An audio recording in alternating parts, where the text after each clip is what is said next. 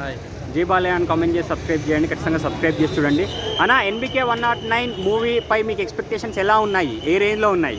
నాకైతే ఒక బాహుబలి రేంజ్లో ఎక్స్పెక్ట్ చేసుకుంటున్నాను నేనైతే. ఎందుకంటే ఆ గుర్రం, ఆ బ్యాక్ సైడ్ గొడ్డలి, ఆ నల్ల బట్టలు, ఆ తలపాగు, ఒక టిప్పు సుల్తాన్ ఆ రేంజ్లో ఉంటుందేమో ఎక్స్పెక్ట్ చేస్తున్నా. ఆ రేంజ్లో ఉండాలని కోరుకుంటున్నా బాలయ్య అభిమానిగా. నాకు తెలిసి ఇది బాలయ్య అభిమానులకి కూనకాయలు తెప్పించే సినిమా అవుతుంది. ట్రైలర్ అయితే చింపేస్తారేమో అనిపిస్తుంది. అంటే బాలకృష్ణ గారి లుక్ అదంతా ఎలా అనిపించింది? చాలా యంగ్గా ఉంది. ఇంత ముందు ఉన్న సినిమాలు కానీ చాలా యంగ్గా చూపించాడు.